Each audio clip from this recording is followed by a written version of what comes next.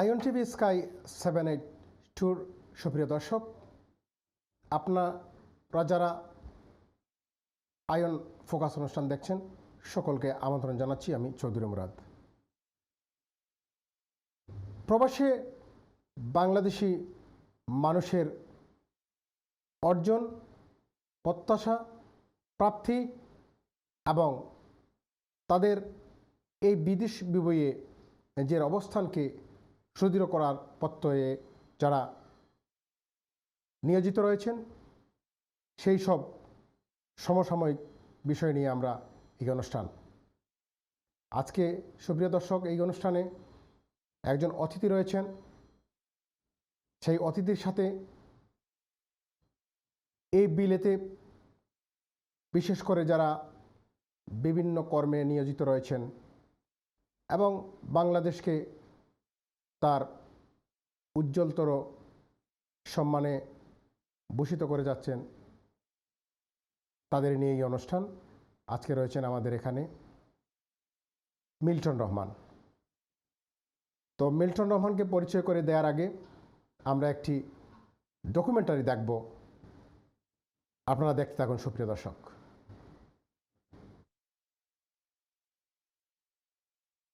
Britain হচ্ছে বহুমাত্রিক মানুষ ও ভাষার জনপদের বসবাস। এখানে বাংলা সাহিত্য যারা চর্চা করছেন তারাও বিশ্বায়নে তুলে ধরছেন বাংলাকে। মিল্টন রহমান ফারহানাজ আমাদের এই প্রাজন্মিক এক সাহিত্যকর্মী। শুধু বিলেতে নয়, পুরো বিশ্বেই কিন্তু বাংলা সাহিত্য চর্চা হচ্ছে। ব্রিটেনে তুলনামূলকভাবে বাংলা সাহিত্যের চর্চার জায়গাটা, ক্ষেত্রটা অনেক বেশি সম্প্রসারিত। এখানে অনেকগুলো সাহিত্য সংগঠন আছে যারা বাংলা সাহিত্য কেবল চর্চা করে থাকে, সেই সাথে বাংলা সাহিত্যকে বিশ্ব সাহিত্যের সাথে সংযোগ স্থাপনের ক্ষেত্রেও তারা ভূমিকা রাখছে। আমাদের যে অনেক বাংলা লেখক, কবি, সাহিত্যিক আছেন, ওনারা অনেক চর্চা করছেন এবং এই বিশ্বায়নের যুগে আপনি জানেন যে ডিজিটাল মিডিয়া, ফেসবুক আছে এবং অন্য যে প্ল্যাটফর্ম আছে, সেই সুযোগগুলা তারা কাজে লাগাচ্ছে। বিশেষ করে কবি যারা রয়েছেন তাদের লেখনী প্রকাশিত হয়েছে ফিল গ্রন্থে, যে গ্রন্থে মিল্টন রহমানের কবিতা বাংলা এবং অনুবাদ করেছেন ফারহানাজ।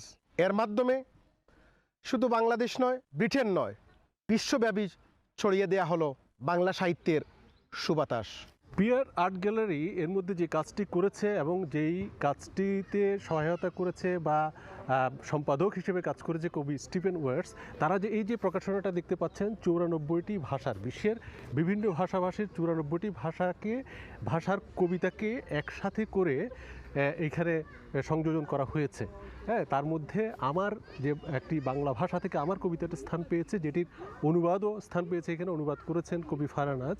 ফলে এটি একটা অসামান্য কাজ। 94 ভাষার একটি গ্রন্থাগার সংকলন বের করেছে কবি স্টিফেন ওয়ার্ডস। সেই গ্রন্থাগারে বাংলা ভাষায় লেখা কবিতা স্থান পেয়েছে এবং গর্বের সাথে বলতে চাই যে মিল্টন রহমানের এই কবিতাটা আমি অনুবাদ করেছিলাম প্রায় 4.5 বছর আগে। প্রজন্ম থেকে আগামী প্রজন্মেও তাদের কর্ম বিকশিত হবে এই ব্রিটেনে। নতুন প্রজন্মকে তো অবশ্যই আপনাকে নিয়ে আসতে হবে এখানে। এখন কিভাবে আপনি নিয়ে আসবেন সেই জায়গাগুলো নিয়ে এখন এখানে বিভিন্ন সংগঠন কিন্তু কাজ করছে। বিশ্ব সাহিত্য কেন্দ্র কাজ করছে, বিবিপিসি কাজ করছে, ছড়া নিয়ে কাজ করছে, বক বক নামে একটি প্রকাশনা সংস্থা, তারা কিন্তু শিশু সাহিত্য নিয়ে কাজ করছে এখানে। যে এই যে বাংলা সাহিত্যকে, বাংলার যে কবিতাগুলো বা ছড়াগুলো, সেগুলোকে অনুবাদের ভেতর দিয়ে আমাদের নতুন প্রজন্মের কাছে নিয়ে যাওয়া, তাহলে আমাদের নতুন প্রজন্ম বুঝতে পারবে যে বাংলা শিল্প সাহিত্য কত সমৃদ্ধ। ব্রিটেনের যে প্রজন্ম আছে, আমাদের প্রজন্ম এবং আমাদের পরে যে প্রজন্ম, তাদের যদি আমরা বাংলা ভাষার সাথে সম্পৃক্ত না করি তো আমরা আমাদের রুটস যেটাকে বলে আমরা হারিয়ে ফেলবো। বাংলা ভাষাভাষী মানুষ, বাঙালি প্রজন্মের ব্রিটেনে বসবাসরত নতুন প্রজন্ম, তাদের কাছেও যারা সাহিত্যকর্ম নিয়ে চর্চা করছেন তারা অনুপ্রাণিত করবে। Chowdhury Murad, ion TV, London. সুপ্রিয় দর্শক, আমরা এতক্ষণ দেখলাম একটা ডকুমেন্টারি।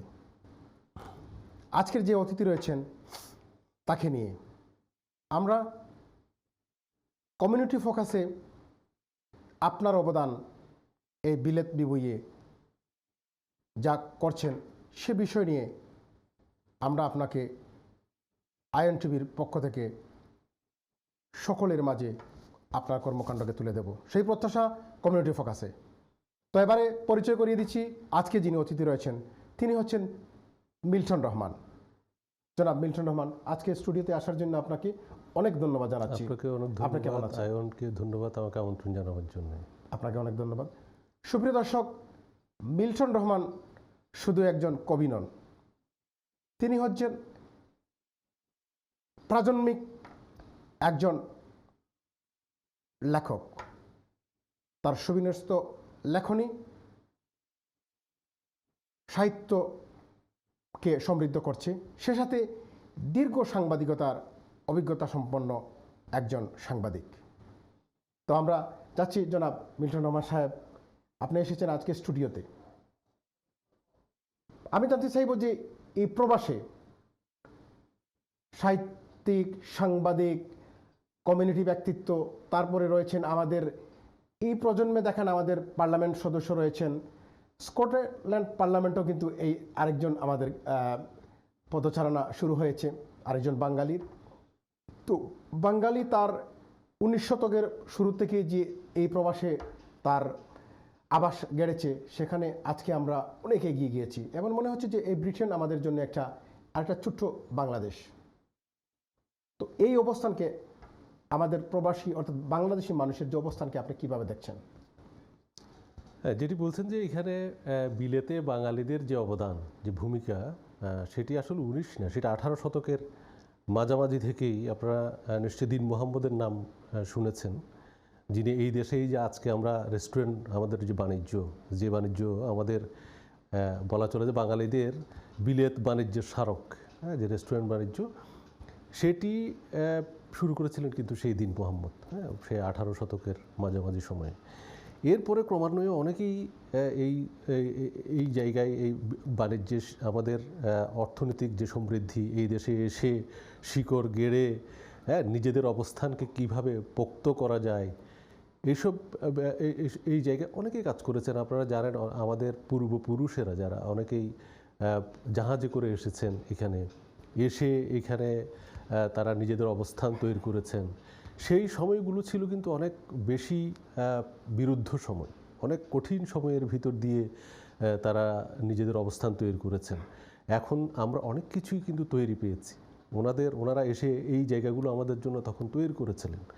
ফলে আমরা ওই মানুষগুলোর প্রতি কৃতজ্ঞ। আমি বলবো যারা এখানে ইতিহাস চর্চা করেন, যারা এখানে শিল্প সাহিত্য চর্চা করেন, যারা এখানে কমিউনিটি লিডার্সরা যারা আছেন, বা যারা রাজনীতি করছেন আজকে এই দেশের মূলধারায়, প্রত্যেকেরই উচিত যে আমাদের পেছনে যারা আমাদের এই জায়গাটা আজকে যে আমরা শক্ত একটা ভিতের উপর দাঁড়িয়েছি, এই জায়গাগুলো যারা তৈরি করেছেন তাদেরকে যাতে আমরা শ্রদ্ধার সাথে সবসময় স্মরণ করি। আমি মনে করি প্রত্যেকটি মানুষ তখন যারা এই দেশে আমাদের জন্য এই জায়গাগুলো তৈরি করেছে, প্রত্যেকটি মানুষের খোঁজ নিয়ে একটি সুগঠিত এবং সংঘবদ্ধ একটা ইতিহাস নির্মাণ তৈরি করা আমি মনে করি যে খুবই জরুরি। তাহলে আজকে ধরেন আমরা যারা বা আমাদের আগে যারা এই দেশে এসে বিভিন্ন জায়গায় ভূমিকা রেখেছেন, সেই জায়গাগুলো কিন্তু আমরা যদি অতীতের জায়গাগুলোকে এখানে লিপিবদ্ধ করি, তাহলে আমাদের জায়গাগুলো তখন লিপিবদ্ধ করা হবে। তাহলে যে ইতিহাসের যে একটি ক্রমান্বয়ে একটা ইতিহাস যে দাঁড়ায় একটা শক্ত ভিতের উপরে, সেই জায়গাটা কিন্তু তখন আমরা আমাদের আগামী প্রজন্ম খুঁজে পাবে। তো এই জন্য আমি বলবো যে যারা এইখানে এখন অতীতে করেছেন, এখন করছেন, ভবিষ্যতে করবেন, প্রত্যেকেরই মূল্যায়ন হওয়া উচিত। যারা এই কমিউনিটিকে এখানে সুদৃঢ় করবার জন্য, যারা এখানকার শিল্প সাহিত্য চর্চা করছেন, হ্যাঁ, বাংলা সংস্কৃতিকে, গ্রাম বাংলার যে সংস্কৃতি সেটিকে এই বিলেতের মতো একটা দেশে উপস্থাপন করছেন। অনেকেই দেখবেন যে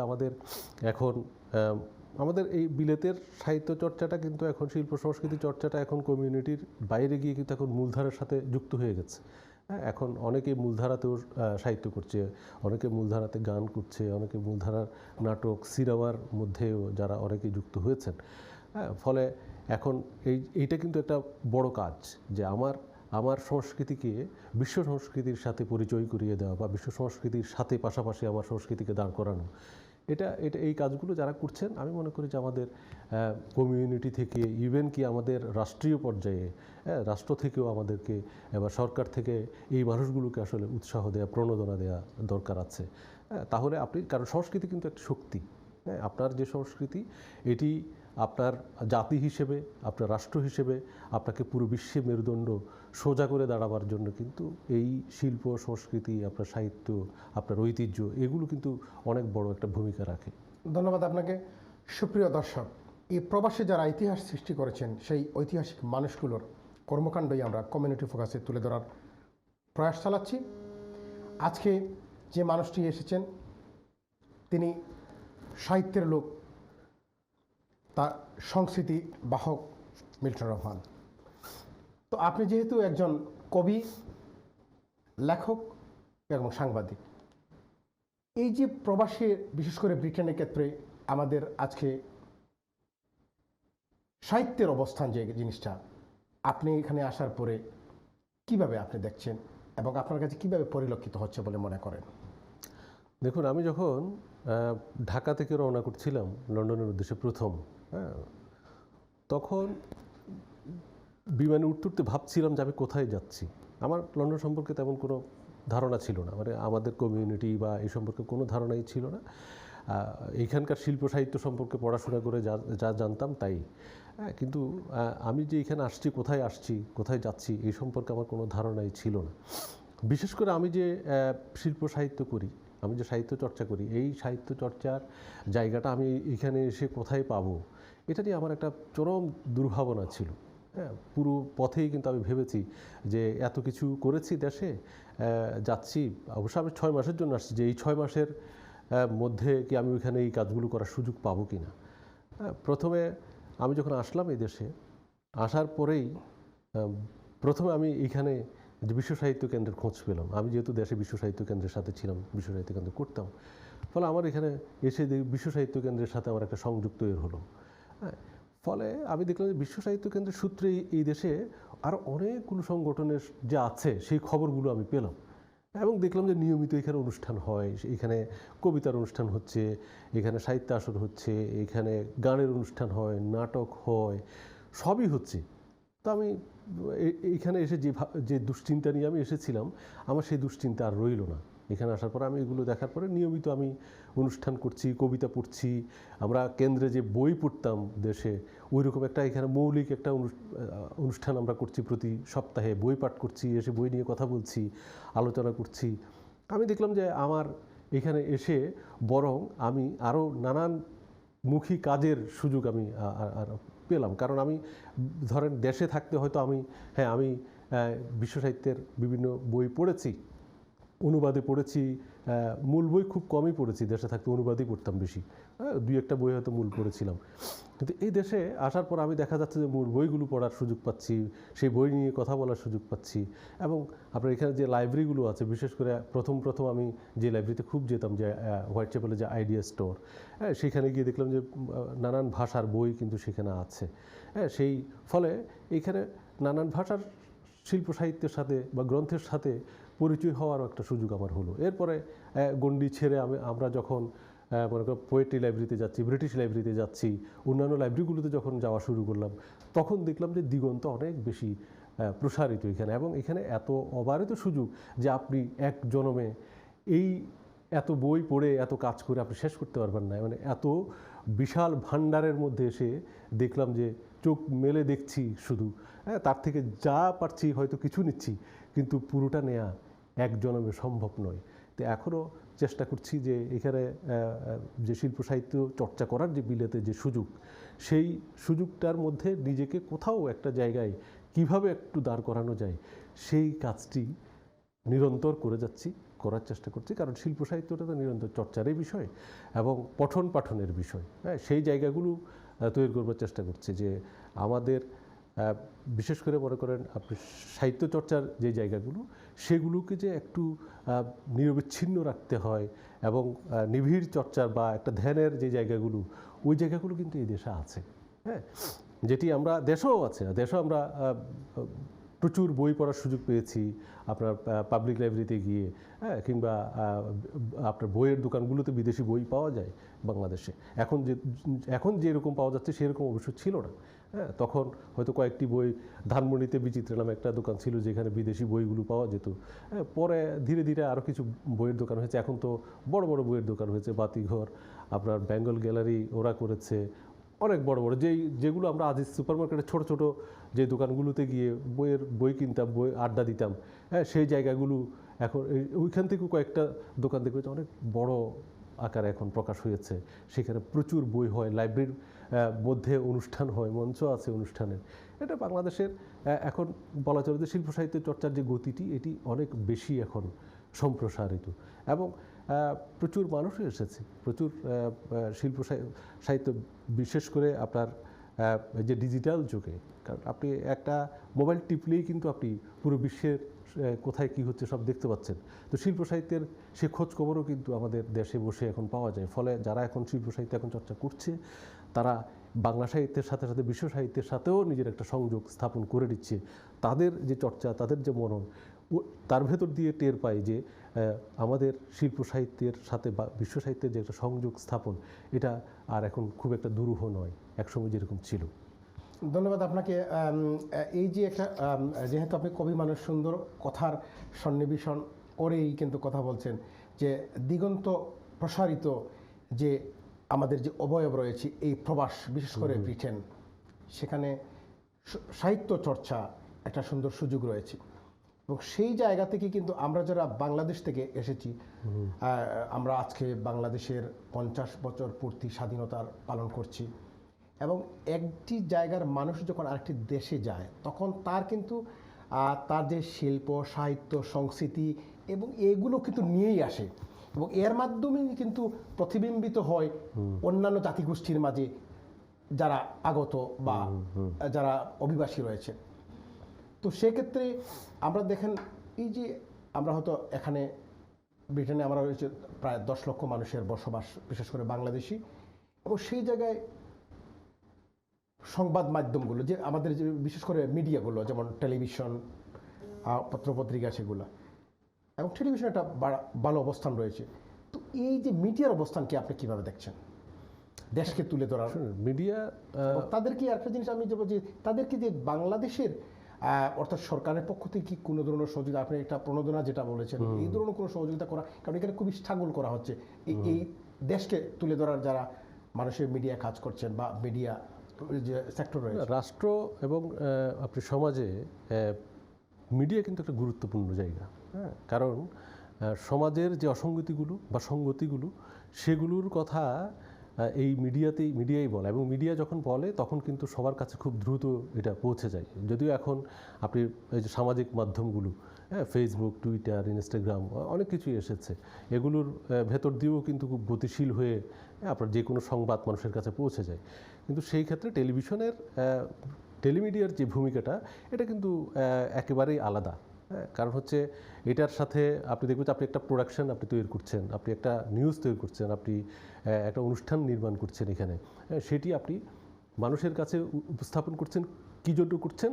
কারণ একটা নিউজ যে আপনি তৈরি করছেন, কি বলছেন যে এখানে কমিউনিটির যে বিষয়গুলো, এগুলো আপনি তুলে ধরছেন, কমিউনিটির যে সমস্যা বা সম্ভাবনা, এইসব বিষয়ে আপনি বলছেন। একটা অনুষ্ঠান হচ্ছে, সেই অনুষ্ঠানটা কেন হচ্ছে, সেই বিষয়গুলো আপনি মানুষের কাছে, সাধারণ মানুষের কাছে মানুষকে আপনি অবগত করছেন। তো ফলে এই মিডিয়ার ভূমিকা কিন্তু খুবই গুরুত্বপূর্ণ, এবং এই টেলিভিশন মিডিয়ার যে ভূমিকা, এই আবেদনটা খুব সহসাই মানে হওয়ার নয়, মানে এটা থাকবেই, এই আবেদন, টেলিভিশন মিডিয়ার এই আবেদনটা থাকবেই। যদিও এখন সামাজিক মিডিয়া, বিভিন্ন মিডিয়াগুলো এসে মানুষের হাতের কাছে তথ্য প্রযুক্তি সব কিছুই, হ্যাঁ, ইউটিউব এসে, এখন ইউটিউব অনেক জনপ্রিয়, ফেসবুকে কোনো কিছু দিলে আপনি পুরো বিশ্বে একসাথে আপনি জানতে পারছেন। তারপরও আপনি দেখবেন দিন শেষে কিন্তু মানুষ এসে একটু সোফায় বসে একটু টেলিভিশনের খবরটা দেখার জন্য কিন্তু মানুষ, যদিও আপনি এইখানে আমরা মূলত যে কাজ করি, যারা সংবাদের সাথে কাজ করে, তো মূলত এখানে আমরা এই দেশে আমাদের বাংলা সাংবাদিকতায় আসলে সাংবাদিকতা করার মতো ওই রকম এখনও পরিবেশ খুব একটা তৈরি হয় না। আমরা যেটা করি সেটা হচ্ছে এখানে কমিউনিটি ওয়ার্ক করি, হ্যাঁ, কমিউনিটির সংবাদগুলো আমরা এখানে পরিবেশন করি। সাংবাদিকতা যেটাকে আমরা বলি সেটি করার সুযোগ এখানে খুবই কম। হ্যাঁ, হয়তো এক সময় হবে, হ্যাঁ, সেই লক্ষ্যেই তো এই টেলিভিশনগুলো এতগুলো টেলিভিশন এগিয়ে যাচ্ছে। এবং আমি মনে করি যে এখানে যে কয়টি বাংলা টেলিভিশন চ্যানেল আছে তারা প্রত্যেকেই এই যে আজকে আপনার কমিউনিটির যে উলম্ফন, কমিউনিটির যে উত্থান, এটার পিছনে কিন্তু মিডিয়াগুলোর বিপুল ভূমিকা আছে। হ্যাঁ, এবং এই মিডিয়াই কিন্তু প্রতিটা মানুষকে এই দেশের আইন কানুন সম্পর্কে সচেতন করছে, এই দেশের সামাজিকতা, রাষ্ট্রের যে নিয়ম নীতি বা স্বাস্থ্য ব্যবস্থা বা এই দেশের ইমিগ্রেশনের যে ব্যাপারগুলো, এগুলো কিন্তু মিডিয়াই তাদেরকে, কারণ আমাদের বিপুল সংখ্যক মানুষ তারা কিন্তু ওই ইন্টারনেট ঘেঁটে সংবাদ পড়ার মতো না, পড়তে চায় না বা ব্যস্ত থাকে কাজে, পড়েন না। তারা ওই টেলিভিশনে এসে একটা আইন বিষয়ক অনুষ্ঠান হচ্ছে সেখানে এসে বসে শুনছেন যে কী বলছেন, আইনটা কিন্তু সে কানে নিচ্ছে তখন। হ্যাঁ, কানে যখন শুনে তখন সে সহজে বিষয়টা গ্রহণ করতে পারে। একইভাবে সংবাদ যখন দেখে সে দেশে কি হচ্ছে, অন্যান্য দেশে কি হচ্ছে, এইখানে কি হলো, এই বিষয়গুলো তিনি হাফ অ্যান আওয়ারের মধ্যে জেনে যাচ্ছেন। হ্যাঁ, বিষয়গুলো ফলে এই কারণে কিন্তু টেলিভিশন মিডিয়া একটা গুরুত্বপূর্ণ ভূমিকা কমিউনিটির মধ্যে আছে। হ্যাঁ, যেটি কমিউনিটির মানুষও নিশ্চয়ই স্বীকার করবেন। আর যেটা আপনি শিল্প সাহিত্যের যে বিষয়টি আপনি বলছেন, আমি আপনার আগের প্রশ্ন একটু ফেরত যাই। সেটা হচ্ছে যে আমি যখন আসলাম এখানে, ওই যে শিল্প সাহিত্যের চর্চার যে ক্ষেত্রটা আপনি বলছেন, এটা কিন্তু আমি দেখেছি যে শিল্প সাহিত্য চর্চার ক্ষেত্রটা অলরেডি তৈরি করাই ছিল। এখানে মনে করেন জনাব মিল্টন রহমান, আমরা একটু বিরতিতে যাব, আপনার সুন্দর কথাগুলো আমরা জানবো। আর বিষয়টা হচ্ছে আরেকটা জিনিস আমরা অবশ্যই আপনার কাছে শুনতে চাইবো, যে আপনার কথার মাধ্যমে চলে এসেছে যে আপনি একজন সাহিত্য চর্চা করেন, একজন কবি মানুষ। বিশেষ করে আমরা এই সাহিত্য চর্চায় কিন্তু অগ্রণী ভূমিকা পালন করছে একজনের নাম আমরা যদি না বলি তাহলে একটু মানে অকৃতজ্ঞতা হয়ে যাবে, যিনি হচ্ছেন আমাদের শামীম আজাদ। তো সেই বিষয় নিয়ে আপনার সাথে কথা বলবো। আমরা যাচ্ছি একটু বিরতিতে, আবারও আসবো। সুপ্রিয় দর্শক, আমরা কথা বলছি মিল্টন রহমানের সাথে। তিনি আজকে আমাদের কমিউনিটি ফোকাসের অতিথি থাকবেন আইএন টিভির সাথে। আমরা যাচ্ছি একটু বিরতিতে, আবার চলে আসব। আপনারা কোথাও যাবেন না। ধন্যবাদ।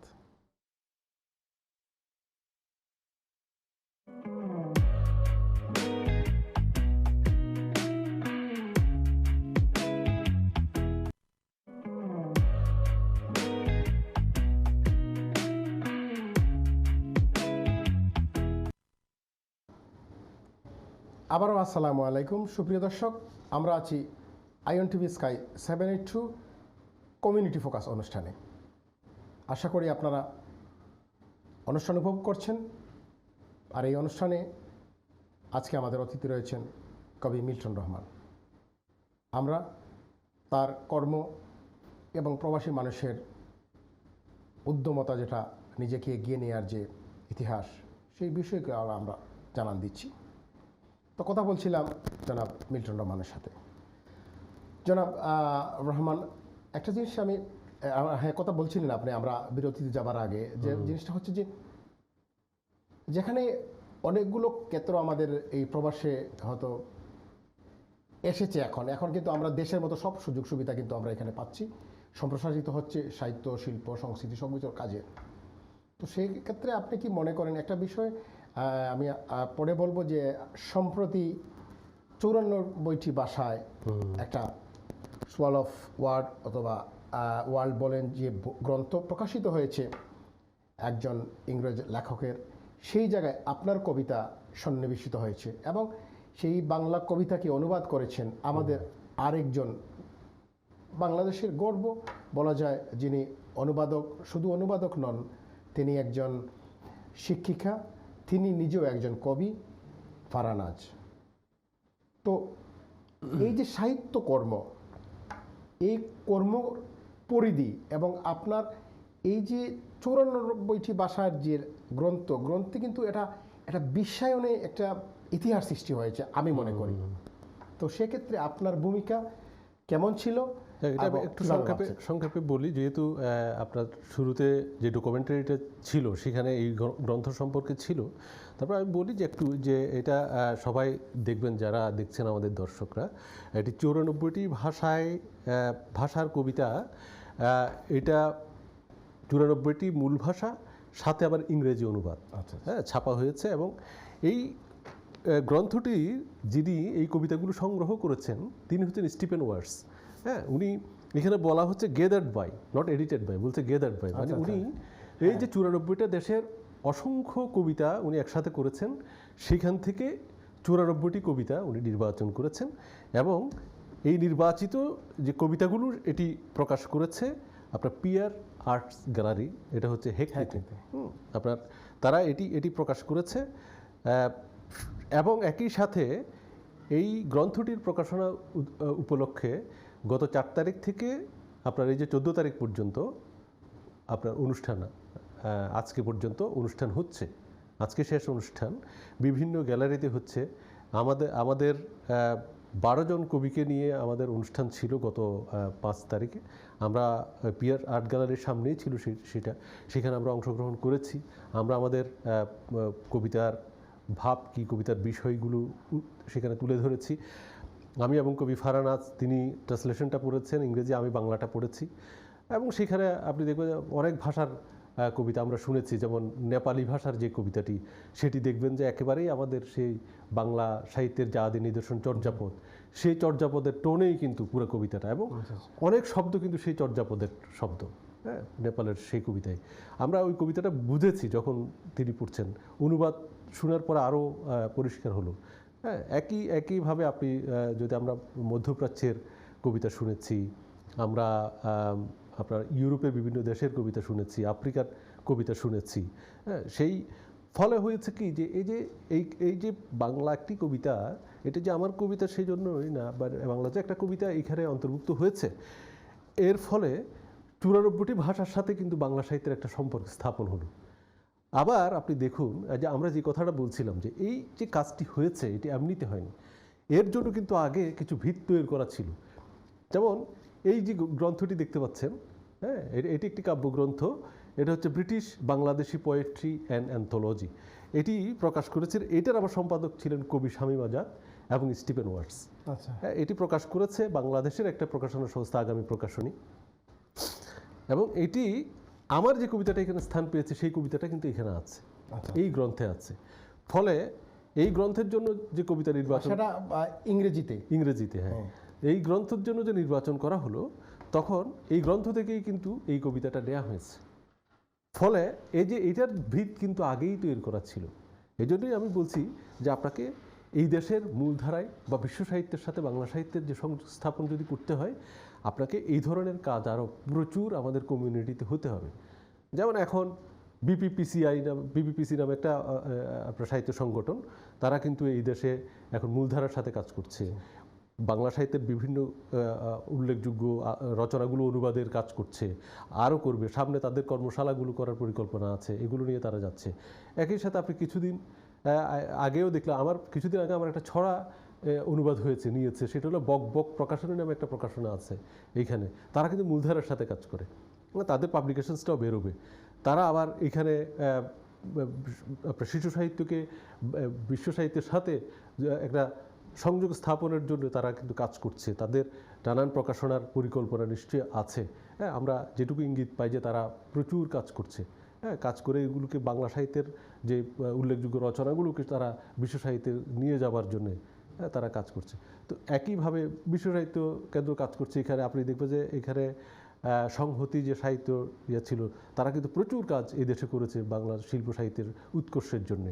হ্যাঁ, তারা আছে। এবং এই ধরনের প্রচুর সংগঠন আছে, উদিচি আছে, হ্যাঁ, যেটা সত্যেন স্কুল অফ আর্টস আছে, তারা কাজ করছে। এরকম বহু সংগঠন এখানে আছে যারা প্রতিনিয়ত কাজ করছে। আর যেটা বলছেন যে ব্যক্তি মানুষ হিসেবে যদি বলি বা শিল্প সাহিত্যের মানুষ হিসেবে যদি বলি, সেখানে আপনি শামীম আজাদ বা আপনি সালেহা চৌধুরী, হ্যাঁ, সেখানে কাদের মাহমুদ, সেখানে আপনি আমাদের আব্দুল গাপ্পার চৌধুরী, এইরকম আরও অনেকে, মাসুদ আহমেদ মারা গেছেন উনি, মাসুদ আহমেদ, এরকম অনেকেই ছিলেন, হ্যাঁ, যারা আমাদের জন্য আমাদের এই দেশে শিল্প সাহিত্য চর্চার যে ক্ষেত্রগুলো বা একটা অবকাঠামো তারা আমাদেরকে তৈরি করে দিয়ে গেছেন। আমরা কিন্তু সেই অবকাঠামোর ভেতর দিয়ে ওই অবকাঠামোকে আরেকটু উজ্জ্বল করার, আরেকটু সেখানে রসদ দিয়ে এটাকে আরও কীভাবে মূলধারার সাথে সংযোগ করা যায় সেই কাজটি আমরা করছি। কারণ আমাদের একটা মনোকষ্ট সবসময় ছিল যে আমাদের বাংলা সাহিত্যের যে অনুবাদ সেটি আপনার বিশ্ব সাহিত্যে অনুবাদ কম হওয়ায় সেগুলো বিশ্বমানের অনেক লেখা আমাদের আছে, কিন্তু বিশ্ব সাহিত্যের সাথে আমাদের সংযোগ নেই, কারণ এটা হচ্ছে অনুবাদহীনতা। আপনি রবীন্দ্রনাথ ঠাকুর যখন 2012 সালে এই দেশে এসেছিলেন, ওনার যে গীতাঞ্জলি, যেটা উনি যে কবিতাগুলো অনুবাদ করেছিলেন ওইগুলো নিয়ে, হ্যাঁ, এসে উনি হারিয়েও ফেলেছিলেন এখানে ট্রেনে। আচ্ছা, পরে কিন্তু ওই যে লস্ট অ্যান্ড প্রপার্টি ট্রেডের ওই জায়গা থেকে খুঁজে আবার পেয়েছেন। পাওয়ার পরে ওইখানে ওনার সাথে এখানে একজন আর্টিস্টের সাথে পরিচয় হয়, এখানে আরও কয়েকজন সাহিত্যিকের সাথে তার পরিচয় হয়। তারা শেষে এই যে এইখান থেকে ওনার অনুবাদকে আবার উন্নত অনুবাদ করার ক্ষেত্রে কিটসের যে ভূমিকা, এই জায়গাগুলো থেকে সূচনা হয়েছে।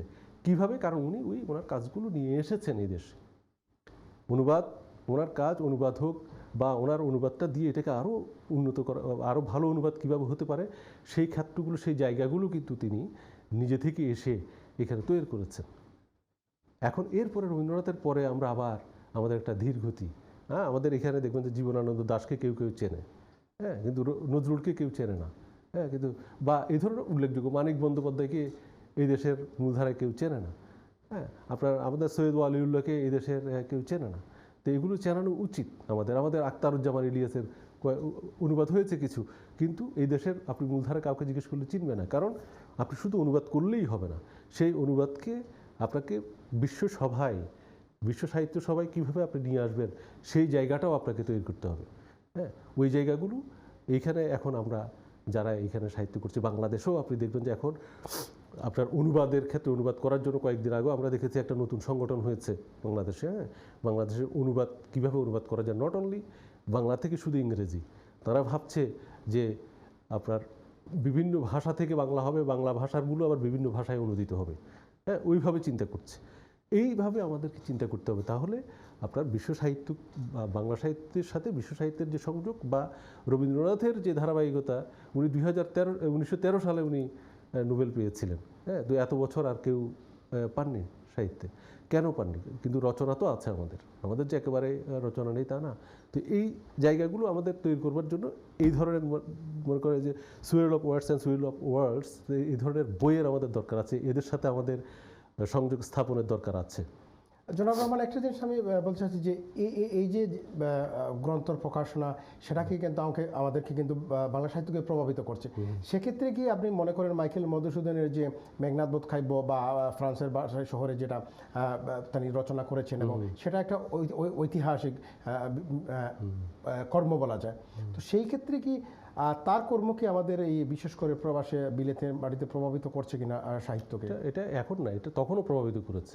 কারণ মেঘনাদ বধ কাব্য হচ্ছে আমাদের মহাকাব্য, বাংলা সাহিত্যের একটা আখর গ্রন্থ, এবং মধুসূদনেই প্রথম কিন্তু বিশ্ব সাহিত্যের সাথে বাংলা সাহিত্যের একটা সংযোগ তৈরি করেছিলেন, হ্যাঁ, স্থাপন করেছিলেন। এবং আমরা সেই জন্য বলি যে আমাদের বাংলা সাহিত্যের যে আধুনিক যুগের যে সূচনা, সেটা কিন্তু এই মধুসূদনের হাত দিয়েই এটা সূচনা। তো সেই ওনার যে কাজগুলো, সেগুলো কিন্তু আপনি এখনও আলোচিত, হ্যাঁ, আপনি মেঘনাদ বধ কাব্য এখনও আলোচিত, এটা এগুলো আলোচিত এবং আলোচিত থাকবে, হ্যাঁ। এই গ্রন্থগুলো এদের কখনো মানে নিঃশেষ হবার নয়, হ্যাঁ, এগুলো সেইভাবেই মূল্যায়ন হচ্ছে এবং মূল্যায়ন হতে থাকবে। তো ফলে মধুসূদনরা যে কাজটা করেছেন তারই সূত্র ধরে কিন্তু পরে যারা সম্মুখে গিয়েছে বা বিশ্ব সাহিত্যের সাথে টুকটাক সম্পর্ক তৈরি করেছে, এগুলো কিন্তু ক্ষেত্রগুলো কিন্তু ওই যে মধুসূদনেরই তো তৈরি করা, হ্যাঁ। তো এখন এই যে জায়গাগুলো, এগুলোকে তো ক্রমান্বয়ে আমাদেরকে আরও সামনের দিকে নিয়ে যেতে হবে। নিয়ে যেতে হলে আমাদেরকে এই দেশে আরও অন্যান্য যারা আমাদের আখতারুজ্জামান ইলিয়াস থেকে শুরু করে, হ্যাঁ, যারা মাহমুদুল হক কিংবা আপনার শওকত আলী, এদের বইগুলো, এদের গ্রন্থগুলো আমাদেরকে এনে এই দেশে অনুবাদের ব্যবস্থা করতে হবে। আপনি রবীন্দ্রনাথের কবিতা কিন্তু বহু ভাষায় অনুদিত হয়েছে, হ্যাঁ, আপনি শুধু নট অনলি ইংরেজি, হ্যাঁ, আপনি কয়েক বছর আগে এই ইউরোপেরও প্রায় 14-15টা ভাষায় গীতাঞ্জলি অনুবাদ হয়েছে, হ্যাঁ, গীতাঞ্জলি এরকম বহু ভাষায় অনুদিত হয়েছে। কী কারণ?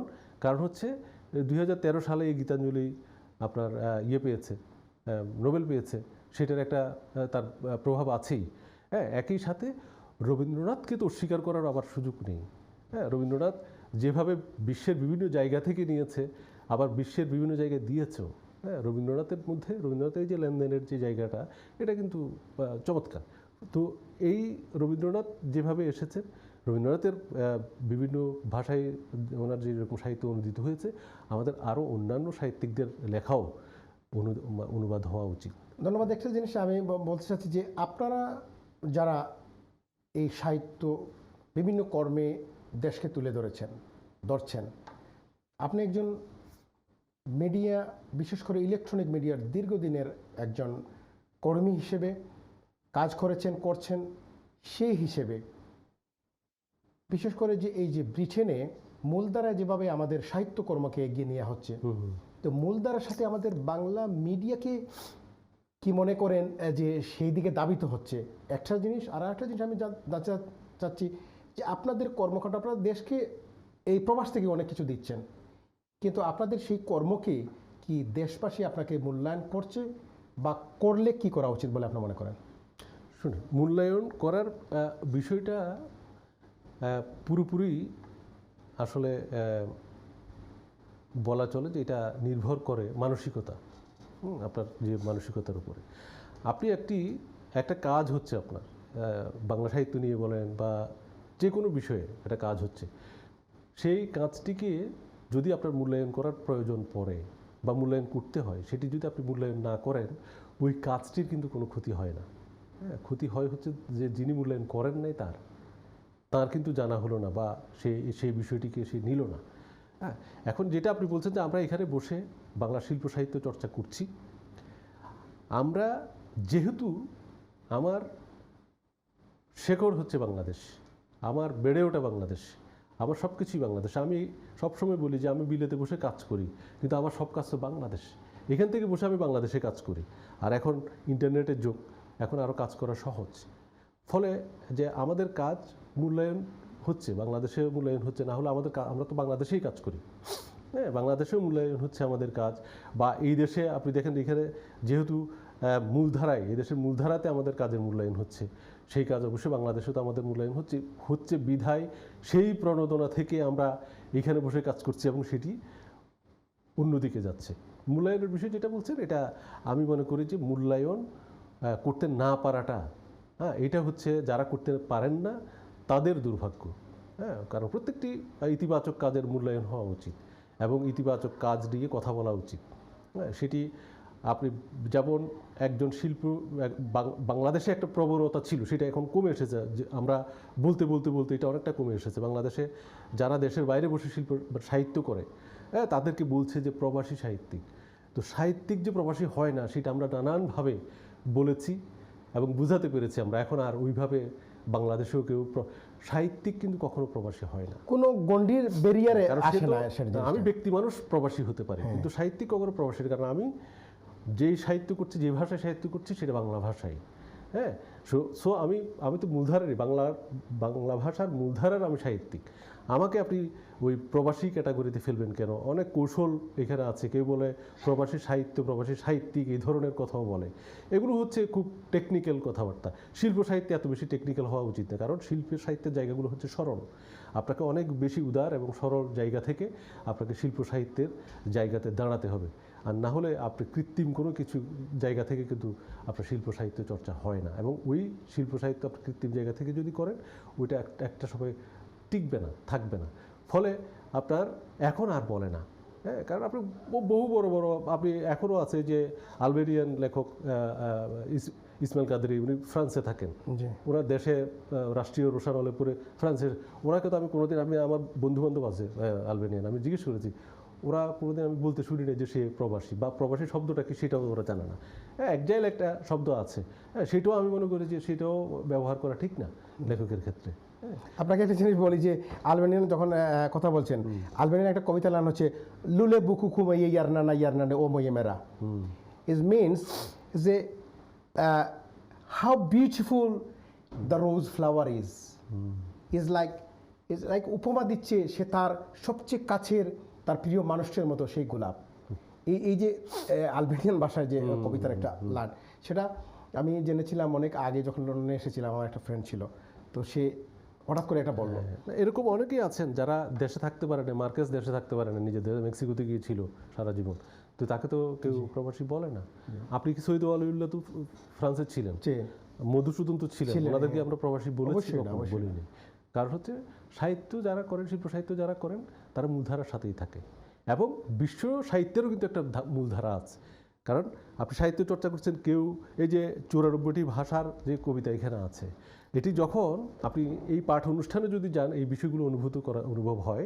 যখন একটা কবিতা পাঠ করা হয়, তখন আপনি দেখবেন যে সাহিত্যের ভাষা, ওর যে ভেতরের যে ভাষাটা, সেটা কিন্তু ওই সুরটা কিন্তু এক।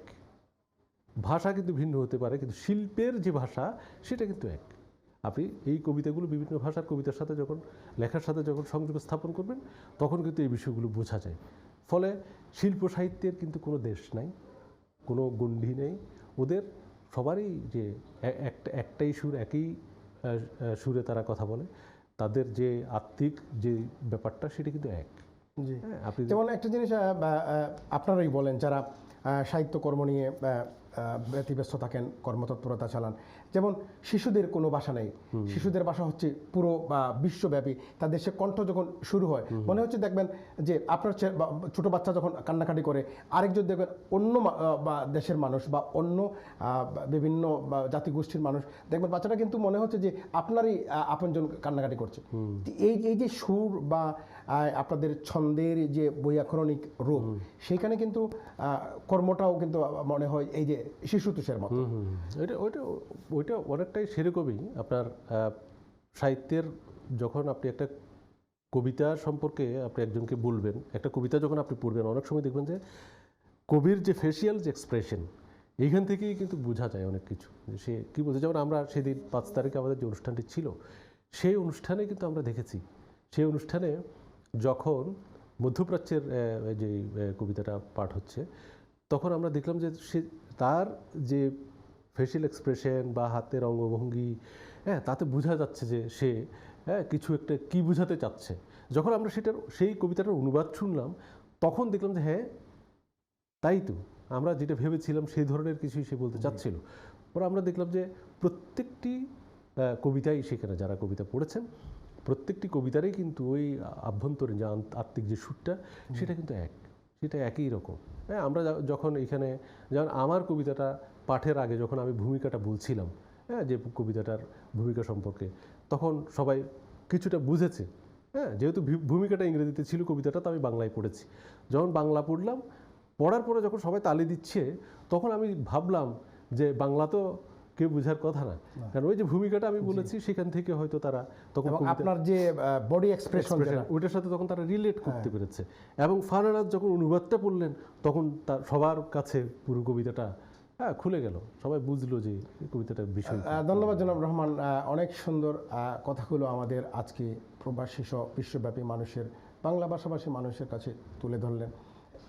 একটা জিনিস আমি বলতে চাচ্ছি যে আপনার যতটুকু জানি, আপনার সাথে আমার দীর্ঘদিনের কাজ করা, এবং এটা আমি বলতে পারি যে অত্যন্ত কবি সাহিত্যিকরাও সুন্দর মনের মানুষ, একটা সহনশীল মানুষ, কাজ করার যে একটা প্রচুর প্রচণ্ড ইচ্ছা, সেটা প্রভাবিত হয় আপনার মাধ্যমে, সেটা জেনেছি।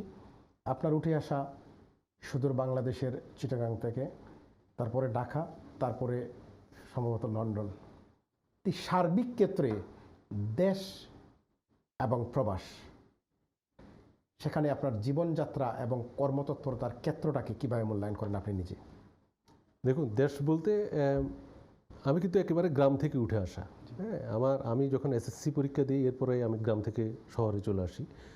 আমার লেখালেখি শুরু ক্লাস 7-8 থেকে। হ্যাঁ, ফলে এখনও আমি গ্রামের যে প্রভাব, সেটি কিন্তু অস্বীকার করতে পারি না। হ্যাঁ, আমি এখনও ঘুমাতে গেলে আমার গ্রাম দেখি। হ্যাঁ, আমি এখনও কোনো একটা বিষয় নিয়ে লিখতে গেলে আমার সেই গ্রামটা ভেসে আছে। আমাদের গ্রামটা অনেক সুন্দর, চন্দ্রনাথ পাহাড় পাশে। হ্যাঁ, পাহাড়ের পাশেই কিন্তু রেল লাইন।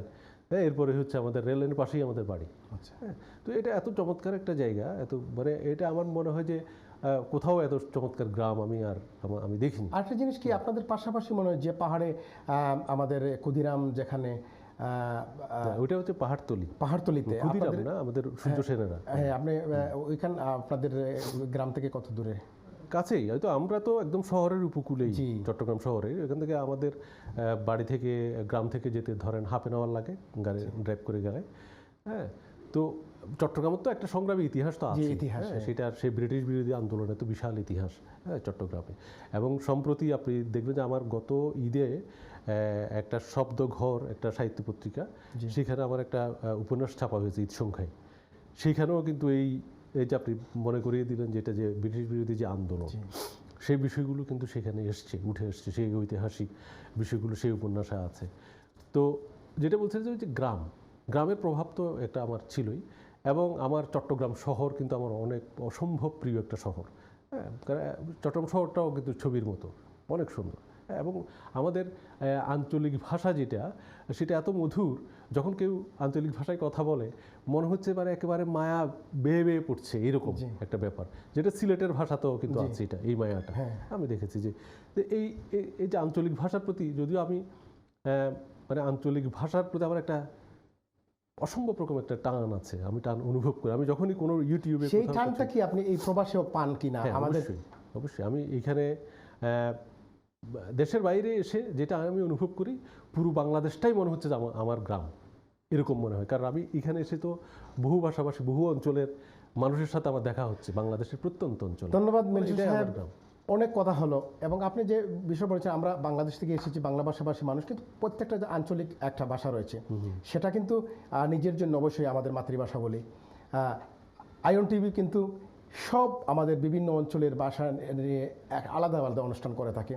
তো আমরা সেখানে কিন্তু এই যে বিশেষ করে আইয়ন টিভি একটা ভূমিকা রাখছি, যে সমস্ত মানুষকে ভাষাভাষী যারা কবিতাকে শব্দ চয়নের মাধ্যমে ইন্টিগ্রেশন করে একটা ভাব প্রকাশ করেন, আইয়ন টিভি ঠিক তেমনিভাবে সমস্ত আমরা বাংলাদেশের ভাষাভাষী, অন্যান্য ভাষাভাষী মানুষগুলোর ভাষাকে তাদের অনুষ্ঠানের মাধ্যমে তুলে ধরে আমরা বিশেষ করে বাংলাদেশি মানুষকে সন্নিবেশিত করতে একই সাথে গ্রথিত করছে। ধন্যবাদ আপনাকে। সুপ্রিয় দর্শক, আমরা এতক্ষণ ছিলাম আইয়ন টিভি স্কাই 782 আয়োজনে কমিউনিটি ফোকাস। আর এই ফোকাস অনুষ্ঠানে আমরা চাচ্ছি আপনাদেরকে তুলে ধরা কর্মকাণ্ড, আশা প্রত্যাশা এবং জাতির কাছে আপনাদের যে দায়বদ্ধতা, সেই বিষয়গুলো আমরা জানান দেব, যে যে কর্মক্ষেত্রে রয়েছেন সেই কর্মক্ষেত্র থেকে। আগামী অনুষ্ঠানে আরও কেউ আপনাদের সাথে প্রভাবিত, তারপরে প্রতিভাময় মানুষ নিয়ে আপনাদের সম্মুখে হাজির হব। ততক্ষণ পর্যন্ত আপনারা ভালো থাকবেন, সুস্থ থাকবেন, আইয়ন টিভি স্কাই 782 সাথে থাকবেন, সেই প্রত্যাশা রেখে আমি চৌধুরী মুরাদ আজকের অনুষ্ঠান থেকে বিদায় নিচ্ছি। ধন্যবাদ।